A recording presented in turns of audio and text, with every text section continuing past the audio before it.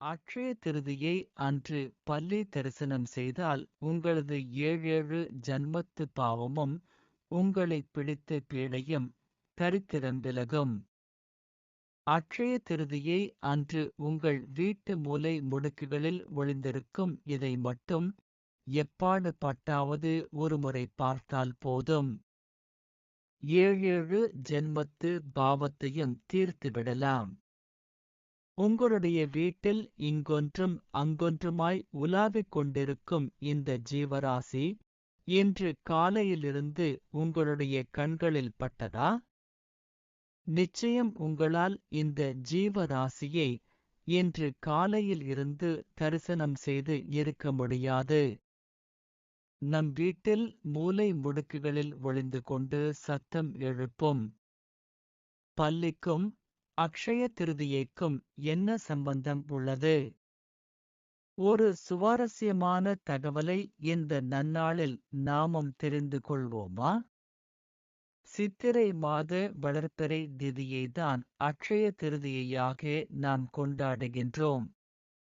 இந்த அக்ஷய திருதியை நன்னாளில் மட்டும் இந்த பல்லிகள் யார் கண்ணுக்கும் படாமல் ஒளிந்து கொள்ள வேண்டும் என்று வாஸ்து பகவான் கட்டளையிட்டு உள்ளதாக சாஸ்திரங்களில் குறிப்பிடப்பட்டுள்ளது.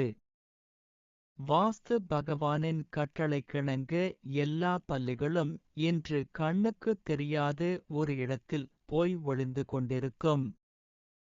இதனால் வீட்டில் உள்ளவர்களால் இந்த பல்லியை இன்றைய தினம் மட்டும் காண முடியாது என்று சொல்லப்பட்டுள்ளது.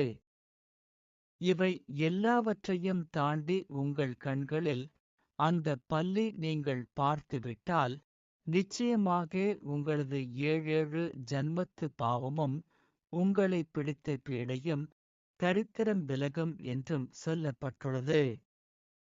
பல்லியை உங்களுடைய கண்களுக்கு காட்ட வேண்டும் என்று அந்த வாஸ்து பகவானை மனதார வேண்டிக் கொள்ளுங்கள். நாம் செய்த பாவத்திற்கான தண்டனை குறைய வேண்டும் என்று இறைவனை மனதார வேண்டிக் கொண்டு இன்றைய தினம் பல்லியை தரிசனம் செய்ய பாருங்கள். அந்த பல்லியை கண்டவுடன் தலை வணங்கி ஒரு நமஸ்காரம் செய்து கொள்ளுங்கள். அதுவே போதும்.